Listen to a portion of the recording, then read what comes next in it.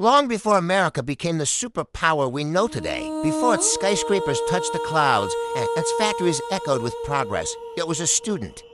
A quiet student learning from a teacher it seldom acknowledged, Africa. This isn't a story you'll often hear in history class, but it's a true story, a narrative hidden in the holds of ships, woven into songs, and embedded in the very art of survival. It's the story of wisdom that crossed an ocean. Let us be clear, Africa was a continent of immense knowledge long before America was even a concept. We're talking about advanced agricultural systems that fed entire civilizations. Mathematics, not just on paper, but carved into stone artifacts like the Ishango bone, dating back over 20,000 years. Astronomy that mapped the cosmos using the naked eye. Complex medicine derived from a deep understanding of roots, leaves, and the natural world. And sophisticated political systems, many built on councils, consensus, and community, not top-down authority. This wasn't primitive knowledge. It was refined, tested, and passed down through generations. When millions of Africans were forcibly taken across the Atlantic, this wisdom did not vanish. It couldn't be packed in a suitcase or written in a book that could be confiscated. It traveled in the most secure place possible, in memory, in skill, and in spirit. And once it reached the shores of the New World, it began to reshape a nation in ways that have been almost entirely written out of the official record. Let's start with something fundamental: food. In the 1700s and 1800s, plantation owners in the American South, particularly in South Carolina and Georgia, were trying to build a new agricultural empire, their crop of choice, rice. But there was a problem. Growing rice on a massive scale is incredibly difficult. It requires a deep understanding of hydrology, soil, and tidal patterns. The European settlers were failing. Then they noticed something extraordinary about the enslaved people they had brought from a specific region of West Africa, the Rice Coast, which includes modern-day Sierra Leone, Gambia, and Senegal. These Africans weren't just laborers, they were experts. They knew precisely how to cultivate rice. They understood the complex rhythms of the tides and how to use them to irrigate fields. They designed and built ingenious systems of dikes, canals, and floodgates to manage water levels with precision. The wealth of the early American colonies, the very fortunes that built cities like Charleston, was built on rice. And that rice empire depended almost entirely on African knowledge. America literally ate and grew rich from African agricultural genius. The same pattern emerges when we look at medicine. In colonial America, European medical practices were often rudimentary and sometimes dangerous. Bleeding, purging, and unproven tinctures were common. When these methods failed, as they often did, who did people turn to? In the shadows, they turned to enslaved Africans. These healers possessed a vast botanical and medicinal knowledge passed down through generations. They knew which herbs could fight infections, which plants could reduce fevers, and which techniques could ensure a safer childbirth. Cotton Mather, a prominent Boston minister, is famous for promoting inoculation against smallpox, a terrifying plague of the time. But where did he get the idea? He learned it from an enslaved man he called Onesimus, who explained that in his homeland. They would take a small amount of material from a sick person and introduce it to a healthy one to build him in. This African practice saved countless lives in America. Yet, for centuries, the credit went almost solely to Mather. All across the country, doctors quietly learned remedies and techniques from African healers, then published them in medical journals and books as their own discoveries. The source of this life-saving wisdom was systematically erased. Now look at the very buildings that formed early America.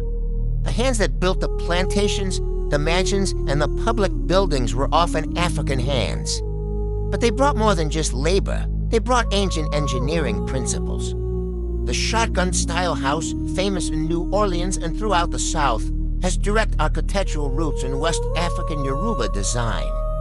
The use of tabby, a type of concrete made from lime, sand, and oyster shells was perfected and widely used by enslaved builders, drawing on similar mud wall and earth building techniques from Africa, the layouts of communities. The ways homes were oriented for ventilation and social interaction often reflected African spatial design. America's physical foundations were not just laid with brute force. They were engineered with African intellect. What about America's most cherished idea, democracy? Long before Thomas Jefferson wrote the Declaration of Independence, many African societies practiced sophisticated forms of governance. Systems based on councils of elders, community consensus, and checks on power were common. Leaders were often accountable to the people they governed, and decisions were made collectively.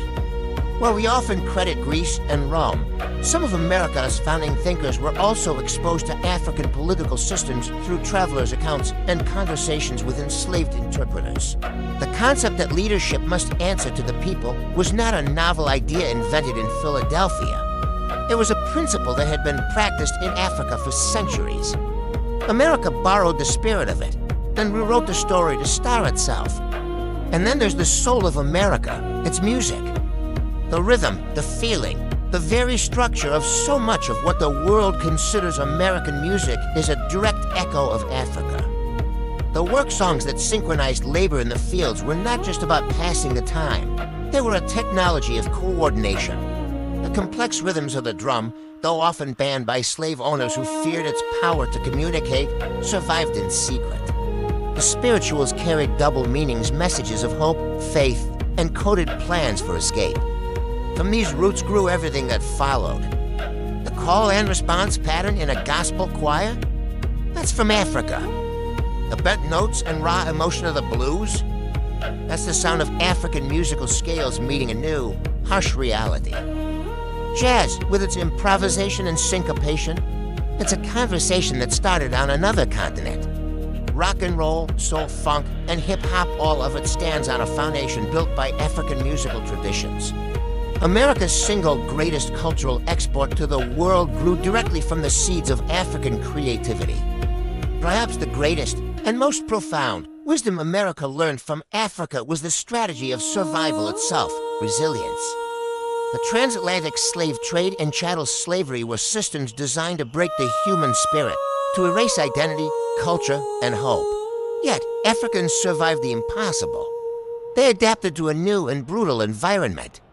They resisted, not always with overt rebellion, but with quiet acts of defiance. They built families and communities in the face of laws that denied their humanity.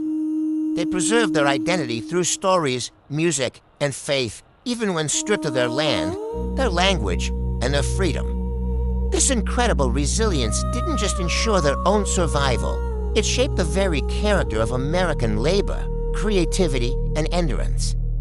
It became a part of the nation's DNA. So when we look at the rise of America, its flourishing fields, its expanding cities, its explosive culture, we must see the full picture. Behind the familiar narrative of success lies a hidden story of borrowed and often stolen wisdom. Africa was not just exploited for its labor, it was mined for its knowledge. History has long told a one-sided story, one where America was the teacher and Africa the pupil. But the truth is far more complex and profound. In the silence of the fields, in the shadows of the great houses, and in the sheer will to survive, Africa taught America. It taught America how to grow, how to heal, how to build, and how to endure. Though wisdom crossed the ocean, the world was forever changed, and even today, we are all still walking on paths first traced by African minds. Thank you for watching. If this story resonated with you, please like, share, and subscribe for more hidden histories.